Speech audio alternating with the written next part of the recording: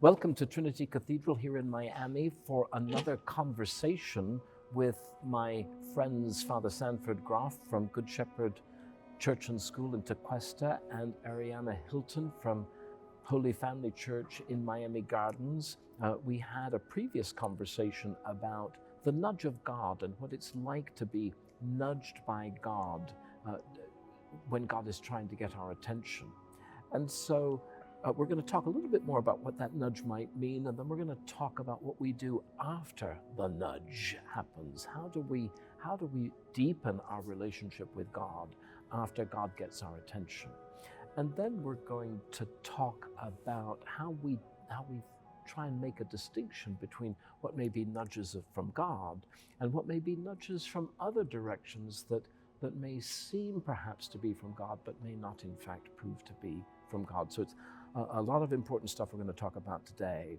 So Ariana and Father Sanford, let's talk a little bit about a bit more about the nudge of God and what that, how we might define it or identify it. And any further ideas from our last conversation? Well, I had a question for you, Bishop, actually, that now that we've had lunch. When you were a young lad, what was one of the first times you remember having a nudge from God? And some of us know that you come from a fairly religious household. Yes. But when was a time that maybe that would help us understand what it means to get a nudge from God? Well, I think I can remember a couple of things, and I remember particularly. I grew up, as you say, in the home of a priest. My father was a priest, and I grew up worshiping every Sunday. I never stopped worshiping even through high school and college, so I've always been at home in the church, and the church has been a kind of defining part of my world and a lens through which I live in the and observe and understand the world. But I remember as a young teenager having important conversations with some seminarians. We lived on a seminary campus. My father taught at the seminary, and I was very interested in theological questions, questions about why we do what we do. Why do we think about God in the way that we do? And I remember when my grandmother died, again, we talked about this last time, a crisis. Mm-hmm. And it wasn't that provoked the questions, but I remember that being an important moment for me. And I was having these fascinating conversations with the students at the seminary about what does the Eucharist mean, and what does the life of faith mean? And of course, they were not much older than me. They were only about 4 or 5 years older than me. So they were exploring a lot of these things for the first time too, or at least in ways that were rather deeper. So I found that I was getting a nudge from my conversations with them. I hadn't quite decided that I wanted to be a priest at that point, but it was clearly developing. Right. So some of my most important nudges have come in my relationships with other people and the things that I've heard from them and the insights that I've gained from them that have helped to establish a conviction in me that the Christian life is the only life that is worth living. And those kinds of affirmations have continued to come throughout my life. So that was where it started for me as a young teenager. And by the time I was 14 or 15, I knew that I wanted to be a priest. And did you have a when your grandmother died? Did you have a particular emotional response to that, or was it more of a faith curiosity? How? Well, I mean, I had an emotional response to it because I was fond of her and I was sad when she died. Right. But it came at a time in my life when I was asking questions, and it opened up those questions of life and death. What does it mean for us to live, and what does it mean for us to die? And so I found those conversations really quite interesting and stimulating, and also reassuring. When we come face to face with death, one of the things that can happen is that our whole worldview can be rather shaken. And so I found the reflections that I was getting from those that I was having conversations with quite reassuring, in that I knew other people were wrestling with the same questions and having some of the same challenges. So that's how the conscious part of this started. Right. I mean, like you, Ariana, I can look back and feel the nudges all the way through my life. I was a boat boy when I was 4 or 5 years old, and I still have the marks in the back of my neck where the thurifer had me and would lead me around the church in procession. Right. And that was a kind of a nudge. You know, I was being pushed around the church by the much older thurifer, and not allowed to go running off anywhere, and I couldn't get away. A boat boy is the one who holds the incense. The boat boy is the one who holds the swings incense. That's right. And the thurifer is around. That's right. Who sings the right. And so as I look back, I realized that, and I remember his name. Ray Link was his name. He's been dead many years, but he kind of, from the time I was 4 or 5, he was able to guide me around the church, and it was a kind of a parable for me later, about how one follows the nudge of God. Right. And in that sense, it wasn't so much of a nudge as it was God getting me around the neck and making me go where I needed to go.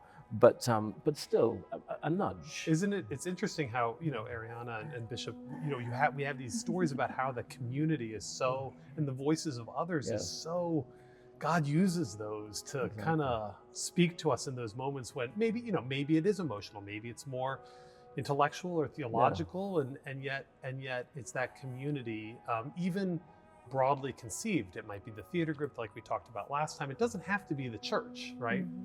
I mean, one of my observations, and you're maybe the expert, and you can weigh in. Yes, she is the expert. I think especially people who are younger than I am, and maybe younger than you, Bishop. About all of them are younger. I think it's hard sometimes to find one's purpose in life. What am I supposed to do, or what do I want to do? And you talked about dreams and your dreams, and I kind of heard God's dream in there. Like, what's God's dream for my life? And I think that's where, in our culture right now, there's a bit of a crisis, right? And the crisis is one of purpose. And for people who are starting their time as adults, they are asking a lot of questions, maybe not out loud in a real public way, but definitely deep down. I mean, do you have a thought about how God's nudge might speak to people's quest and desire for purpose? Well, about that, it's just like how when we have a plan for our life, it does not line up with what God has for our plan of our life. I always say this to my friends, that God is the biggest comedian you will ever meet, because you're like, oh, okay, tomorrow I'm gonna do so good, I'm gonna ace that quiz, but then you fail it.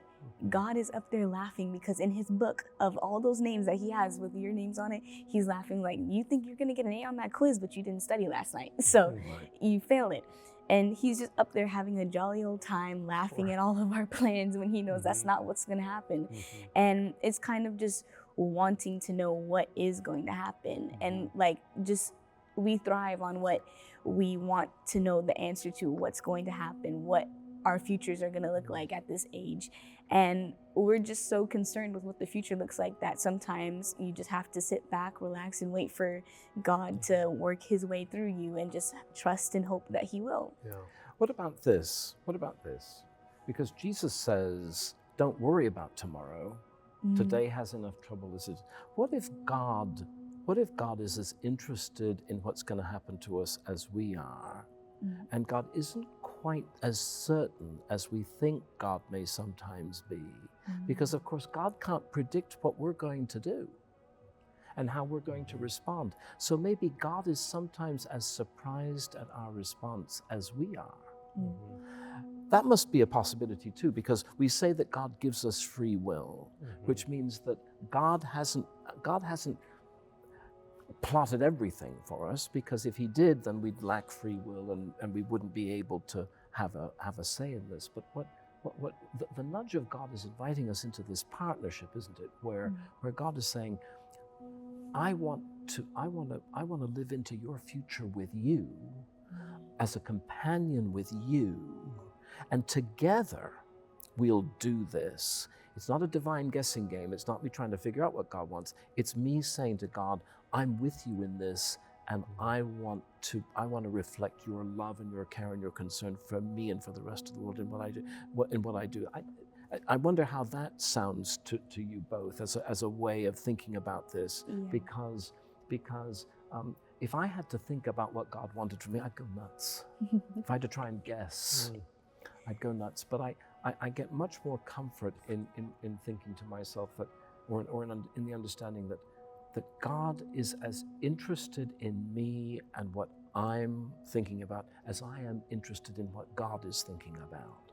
And where do Peter Eaton and God meet in this mutual curiosity, in this mutual enthusiasm? Because what we know is God is overflowing in his love and his enthusiasm for you, just as you are overflowing in your love and enthusiasm for God. And that's where I think we can talk about what happens after the nudge. Because that meeting of God's enthusiasm and your enthusiasm, my enthusiasm, is the fruitful place for new stuff. I don't know how that sounds to the two of you, but it seems to me that may be a helpful way to talk about this for some.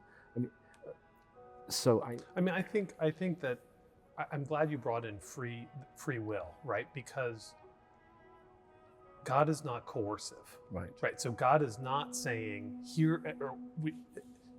church language, a determinist, meaning that God is going to determine all of your steps, right? God knows all of our steps, but God doesn't determine that's a nice all of our steps, right? And that's what I think you were trying to say too. That's a nice. So we always have agency with God. We're never without the ability to take the step that we feel like we want to take. And so God's, oftentimes it's not just I think in our moments of anxiety or confusion or sadness or grief or whatever it is, we look at God and go, I want an answer to this prayer, and here's the answer I want, right? It's a very narrow. That's right. It's a narrow thing, right? I want to be, and you said it yourself, you were 14, 15, you didn't know you wanted to be a priest yet. Now, some of us can't even imagine that from Bishop Peter Eaton, right? But I'm sure you knew when you came out of the womb, you knew what you. There are some who knew that. I wasn't quite clear. You didn't know, right? But I think that's quite right, because it means it demonstrates to us our free agency, our free will, and how God isn't necessarily saying, well, there's only one narrow thing that you can choose that will be in fulfillment of that to which I'm calling you, right? There's kind of this, and I think in that way, when I look at it that way, I see God as someone who is infinitely adaptable. Yes. Because God's goal is to love us and to love this world, and God is going to stop at nothing to continue to try to work with us to find which choice we're going to make. And sometimes we're going to make great choices. Even when we make the wrong choices. And a lot of times we're going to make the wrong choice. And then God's going to pivot, right? And that's the Bible. The whole Bible is just God constantly pivoting from one of our disasters to the next. That's right. It's not really God changing his mind. It's God adapting because we can't seem to make up our mind, right? That's right. Exactly. I don't know. I kind of think I think it's fun. I think and I think that's something about being an Episcopalian that we're very comfortable with. It's part of our DNA to be comfortable with this idea that God is adapting and changing, not in who God is, but in who we are with God. Right. I think that's right. And this is like a final exam for me, like with my bishop. I have to make sure I'm not saying heretical things. How's he doing? No. So I think this is good. I think this gets us a little bit deeper into what the nudge of God might be. Let's talk about what happens beyond the nudge. So. And let's talk if we can a bit from our own experience rather than imagine what other people might think about. So So because we agree that the nudges never cease. Mhm. So the nudge is not just what gets you into your initial relationship with God. The nudge is what brings us back as God is trying to pivot to respond to us. Right. Yeah. So how do we move beyond the nudge into a deeper relationship with God? What are the things that, in your experience, Ariana, have deepened your relationship with God? What are these activities or the practices that deepen your relationship? Aside from doing all the retreats that I do, So retreats right, are important because they bring you, they create the space, they do. and the intentional space where the focus is on God, Yeah. and the focus is various kinds of ways, whether through prayer or through music or through conversations, Bible studies, where we focus on God. So that's one way. One Yeah, way. Yeah. Another way is an experience I had with this. What I did, I went to EYE 23.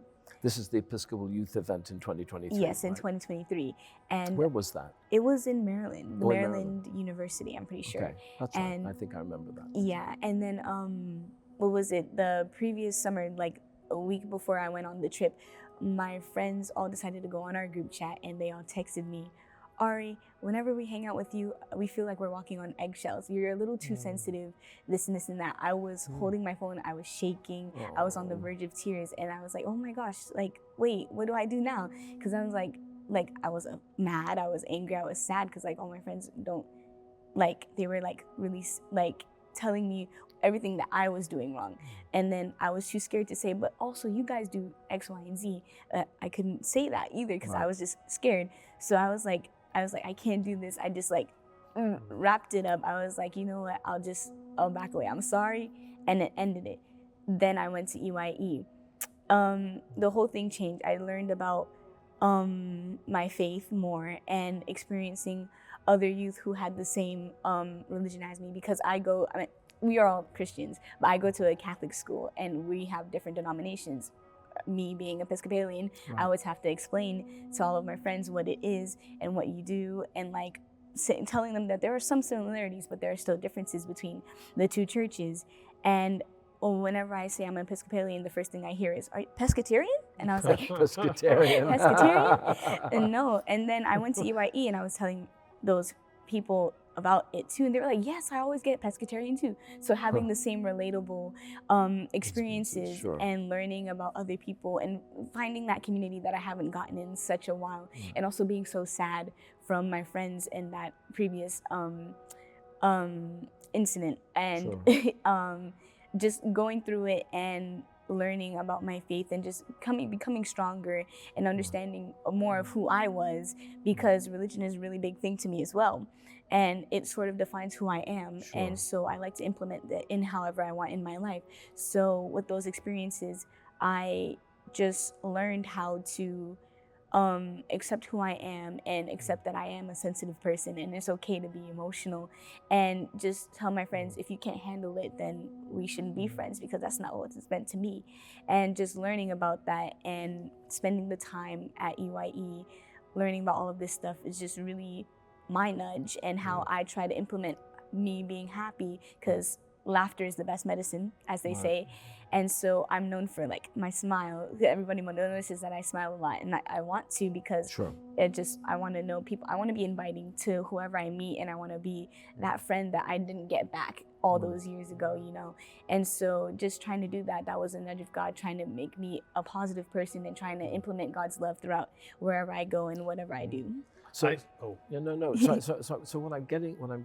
what you have, I think, and what you've displayed in both of our conversations, is this strong sense of the importance of community, and for you, the importance of the community of the church, both the local parish where you are at Holy Family, as well as the broader church, like at the national gathering of EYE, because it is true that we're not supposed to be Christians on our own, and therefore we do gain a deeper. We do grow in our relationship with God, in our life in community. We can't be without that. And so that's one way in which we can go beyond the nudge into something deeper.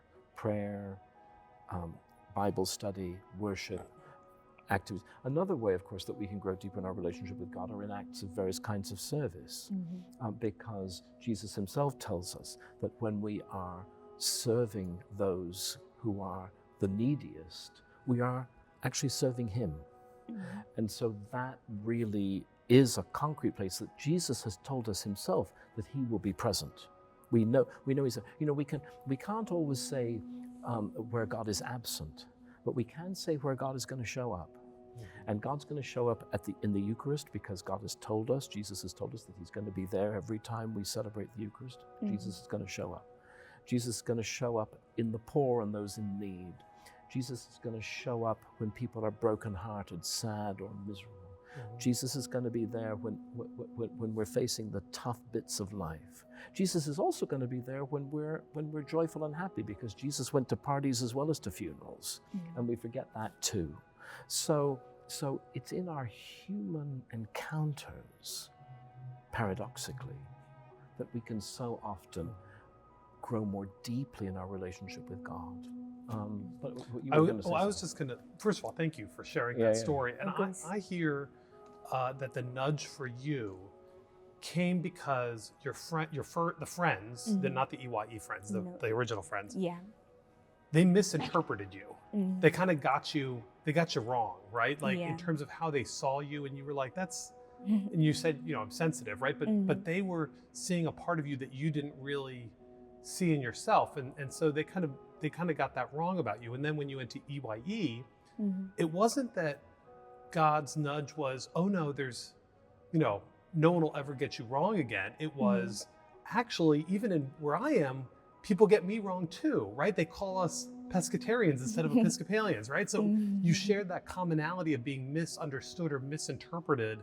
And that was the thing that I'm understanding, and you feel free to disagree, but that God's nudge came through this moment of connection in community, as the bishop said, but it was around something that was actually on the surface of it negative. Right? So I think sometimes God's nudge doesn't just come in like happy, joyful moments. It's like, no, like we're all going to get misinterpreted at times. Like, but in the misinterpretation, in the kind of getting it wrong, we actually have friends, we have other people who, those are our people, right? Who like are also getting kind of misinterpreted. And so at least that's my interpretation of your story, if I can be so bold as to offer that. So stop talking about her and talk about yourself. So what about, in your experience of helping people who come to you, who are saying, I'm feeling something in my life, I can't quite figure out what it is, but I think I need to go deeper. And they may be people who've been in the church for a long time, who suddenly think maybe there's more to my relationship with God than I've given it credit for. There may be people coming and knocking on the door saying, you're a church and I'm looking for God, and how can I do this? What's been your experience over the years of your ministry and in the things that help people deepen, move beyond the nudge into more of an ongoing relationship? I'll answer you directly, and then I'll tell you a little story. Okay, very good. Patience and stay awake. Yes. So what is it? It's patience and stay awake, and I'm really bad at both of those things. So a couple months ago, I knew that we needed to start a new ministry at Good Shepherd. I knew there was something out there, and I could sense just, I wouldn't call it a nudge, I'd call it divine inspiration, but it wasn't very defined. And I said, we need to do something. And I've got a couple people in my orbit, another priest and, different people, and they all said different things. And nothing really made sense to me. Yes. And so then I went on vacation. It was Thanksgiving, and I went on vacation and was gone for a week. And I thought, oh, this is where God, I like retreats as well. So me being displaced is a great place for me to listen more closely to God. And I said, I was on the plane and I was saying my prayers, and I said, I'm going to listen for what this thing is. And I had a very specific ask, and I had a very specific answer or set of answers in mind. I was not that open to all the things. And so when we were flying back after vacation, my husband Tony said, "So did you get what you were asking for? Did God give you the nudge, the inspiration?" I'm using those a little loosely. It's all right. And I said, "No." I did not get that. I tried to stay awake to it. I tried to be patient for it, but I'm not patient, and I need it like now, because now we're going back to work and people are going to have questions, and they're, you've got something that you got an idea. You need the idea. So a couple of weeks later, we were at church and we were at we call it a Sunday forum. It's like in between the services. Do you have one of those at Holy Family where you kind of meet outside of church just to talk about things? So we were doing that. We invited a guest speaker from a local partner ministry, and she was talking about her work with immigrants, with the migrant community in Jupiter. And someone had already mentioned this to me, but I didn't, it just went over my head, right? But in that moment, I had this experience that God was moving through, not the woman presenting, the director of the program, but through the people who were asking the questions. Because they were asking, we've done a lot of these. I've been there 2 years. I've been to a lot of these kind of churchy meetings. And people don't really ask a lot of questions typically. Maybe they do for you, not for me. They were asking tons of questions and they wanted to help. There was this energy, there was this vibrancy around this community that is in the news, around a community that is right down the street from us and yet kind of disconnected from us. And in that moment, I thought, there might be something here. I felt like it was like a nudge, like you need to pay attention to this. Like this is the thing that maybe it's a kind of a half-baked idea at this point, but why don't you go and see what you can see? Right. And so for me, it's about staying awake and it's about being patient, because a lot of times I'm in my own way around that. And that's what I think I would say in my ministry too. People come to me and they say, well, I've tried this, this, this, and this. And those are the only options. Right. Or typically they give me two, this or this. Right. And my spiritual director has always said to me when I say stuff like that, well, maybe God has a third way. Right? Maybe God has a third way that's just around the corner. And if you're able to stay awake and patient enough for that third way to present itself, then there's something. And it's still, I'm still only about a month and a half into my new, this new ministry idea. There's a lot of work to be done. That's the thing about a God nudge. It doesn't just, we're done with that now and we could just go and have some tea and crumpets, right? Yeah. We're going to have to do some work, and it might actually take a lot longer than we think it's going to take. But that's actually exactly where I think the Spirit is meeting us. So getting involved in some serious ongoing work that reflects the life of God, the work of God, is a way for people to move beyond the nudge and sort of lay down deeper roots in their relationship, or lay down a deeper foundation. I think everyone has. I used a church example just because I'm so churchy. That was a joke. Never mind. It's all right. We can. I think we all come at this with questions, and I think we all come of it with doubts and anxieties of purpose. And that might be something related to the church. It might not be something related to the church. I don't think God is limited to nudging us in the direction of the good, even for those who are outside the church. Pope, now Saint John Paul II, said other religions are answering Christ's call to love God and to love their neighbor in their own practice of their faith, right? So whatever that looks like for people, and again, I think there's a particularity about Christianity that's very important. I don't want to lose that. Right. But I also think that's not, it doesn't have to start there. It can actually start before that. It can start at your sunrise at the beach moment, or you're with your friends, or in a theater, or wherever. It can, at the house. And yet God is calling, I think God is always calling us into greater places of love of God and love of neighbor. Right. Well, that helps us discern whether it's God or not. And that's certainly the journey beyond the nudge. That's that deeper love, that deeper commitment, that deeper realization of what is the true reality of our life, which is the presence of God in our life. So let's move on a bit and talk about how we discern, because this is a matter of discernment. How do we discern the good nudges from the unhelpful nudges, the helpful nudges from the, perhaps the helpful nudge from the unhelpful nudge. How do we know that a nudge is going to push us, we hope, in the right direction? And how do we know that the nudges that may not be so helpful? Have you got any ideas, Ariana, about that? Let's see. Or how, and how, when you get a nudge, there, I mean, the question is, when you get a nudge, what do you do? You know, who do you talk to? How do you figure out where that nudge is coming from? You just have to dive deeper. Like I said earlier about the repetition of hearing the same thing over and over again, you go and you talk to people that you are close with. You talk to your family members, and you let them know, hey, I've been hearing this. What is it? Do you know? And tell me if you know the answer. And or going to trusted friends, tell your friends about it. And at our school we have counselors, so you can go to your counselor and talk to them about it too. Because that's their job, is to make sure that the students are performing academically and mentally well, to perform academically well. And that's about it. You just tell who you trust. Well, exactly. I think you've hit on I think you've hit on a very important thing, and that is that our relationship with God is a two-way relationship. It's God and me, but it's not just God and me. It's God and me and the community around me, who are also in relationship with God. So that when I'm thinking that there may be a nudge, where do I go? I go to the other people who are experienced in understanding and interpreting how we live more deeply into our life in God, who can then help me see, no, I wouldn't do that. I've discovered, of course, that when people come and ask me these kinds of questions, they rarely take my advice.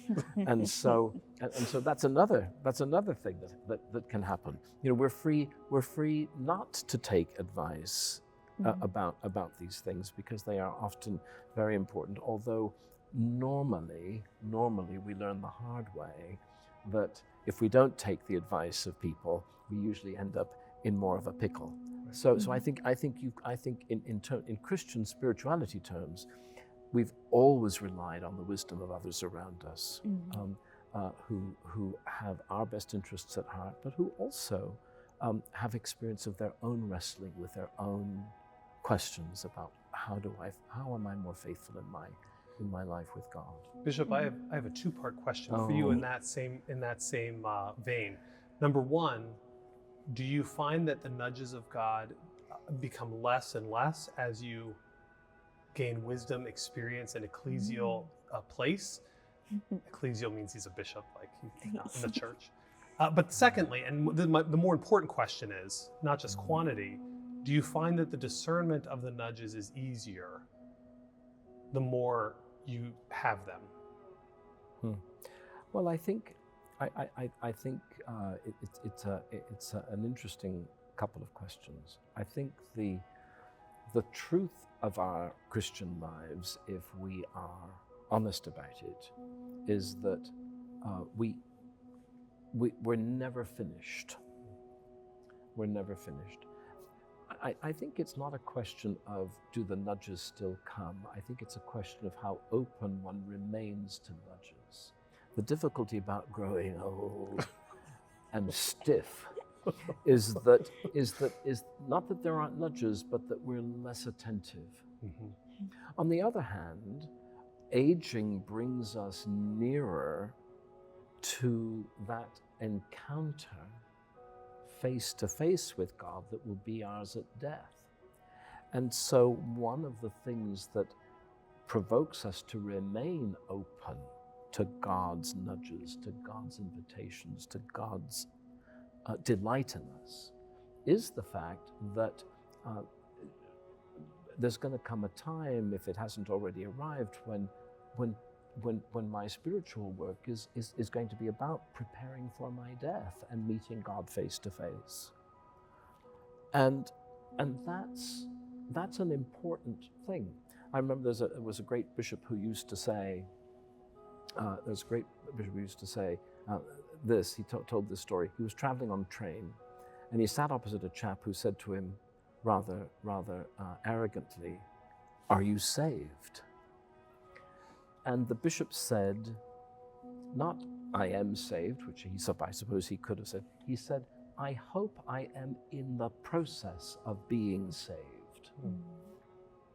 Because we talked about free will in our previous conversation. We always have the choice of saying no to God. We always have that choice. Even a bishop has the choice of saying no to God. So what that means is our pilgrimage, which is a pilgrimage of, we hope, saying yes to God at each step of the way, is never determined. And so whether I shall be saved in the sense of whether I shall remain faithful in my relationship with God is not a question that's going to be answered until my last breath. So I think that's one thing. I try to remain open to the nudges of God. I don't think it becomes harder. I think it changes, because the nudges of God, as we grow older, I think become different. And then what was the second? Is it easier to discern now that you've experienced a number of nudges over your life? I don't think it's easier to discern, but I think the competing voices grow fewer. I know. I know as I live into the third of my life, I know what that goal is. Right. When you're your age, there are still things that you don't know are going to happen. There are things you hope will happen. You hope to go to university. You hope to major in psychology. You hope to do all these things. There are still many open doors. You are still at a time in your ministry when there are many years of ministry ahead of you where we're not sure what doors and nudges will happen. I'm getting to that point where I'm coming to the end of those kinds of questions, and so the questions for me become different, and they're not quite so complicated in the sense that there are not a lot of competing things for my attention. It's not a question of what's my next job going to be. It's not going to be a question of, there won't be a job for me after this position that I hold. I'll be retiring eventually, not for a very long time, but I'll be retiring eventually, and that time brings a different sort of reflection, a different kind of discerning, and actually, in some senses, a time for the sorts of things that one doesn't have time for when one is as busy as we are when we're actively doing all the things that we're doing. So I think that I think what this means is that in each stage of our lives, the nudges and the way we live our Christian lives are going to change. And we've already said that's to be expected. Yeah. Can I? I have a thought. Not, it's tangentially related to that, and I have to go back into my seminary. Oh my basket of tricks. I'm so glad you can remember. The word that John the Baptist uses, that Jesus uses too, is this heavy word called repent, right? And it's in Greek, it's metanoia, and a lot of people will say, "Oh, it means turn around." Okay, that's what they think repent means. This is going somewhere. Don't worry, Bishop. And it doesn't actually mean turn around. It actually means wake up and change your mind. It means wake up and change your mind. And I think that's a good, I mention this simply because as in our three different, first, third, second, third, if you want to go that way with life, it's still, God is still trying to get us to wake up and change our mind. Yes. Even if you do it, and that's where you're this person, are you saved? That only happens once. No. That happens all the time. And it just happens differently as you go through. And God is always trying to kind of wake us up and get us to change our mind because we get stuck in our whether it's work or school, or we get stuck in our feelings or anxieties, or we get stuck in our families or our friendships or marriages or whatever it is. Yes. And God's like, no, like, but I've got a new life for you. I've got kind of this rich life of love and joy and peace and grace. Right. And so repenting is not, oh, I'm a horrible person, let me, beat myself up for it. It's wake up, like God's doing something new for you. Right. And but it also involves changing your mind a little bit. Right. And I think that's the kind of, I can't speak for you in terms of the last third, but I even imagine in the last third, we're constantly looking and seeing how God might be changing our mind, inviting us to that. And that's a good question. How in your experience have you understood your mind or views to change because of your faith in God? How have you? Can you identify ways in which you have changed over the course of your life that you remember? Sometimes changes are very slow and subtle, but sometimes they're a bit more apparent. Well, yeah, in the sense of religion, back in middle school, that's when I first started going to a Catholic school. I was a really defiant Episcopalian. I would go against it because they end the Our Father in evil, and then I would just go and say, but like for the kingdom and the power and the glory now and forever, amen. And like the teachers would look at me and be like, Ari, what are you saying? I'm like, I don't say the Our Father like that. I was defiant. Any type of way I was trying to fix it, I would try to. And getting older and going throughout high school in the same Catholic setting, it's more of like trying to find the unity within the both denominations. And trying to understand where they're coming from and where we are coming from as Episcopalians, and bridging that gap between how I can with our younger generation, and finding a common medium between the two of us, in which I have friends who are Catholic and I'm Episcopalian, but we can still have fun at the end of the day, still go out together and have fun, and have them come over to our events and I go to theirs and say hello, and just trying to find the unity in Christianity that we need. So that's a very good example of how your mind was changed. And your mind was changed, it seems to me, from the way you tell the story, in a couple of ways. It was changed because of your growing Christian faith and your understanding that Christian experience may be broader than just your own experience as an Episcopalian, which is very important. But it also seems to me that you grew in the understanding of the worth of your fellow students, whether they were Roman Catholics or Episcopalians or whoever they were. Perhaps they're Christians of other denominations. And so that's there are many adults who never do this, which is part of the reason we have such trouble in the world that we do today. There are many people who never get beyond a sense of difference and even antagonism to a sense of the unity of the human family and the fact that we share a common human destiny and share a common human nature. So this is a profound learning, I think, a profound way of being able to identify how our lives of faith change us. That's a wonderful example. Yeah. We're running out of time, but I want to thank you both for joining me in this conversation, and I want to thank you for watching this long. And we hope that you'll be back with us again for another conversation about the life of faith and how we live more authentically as Christians. Thank you very much.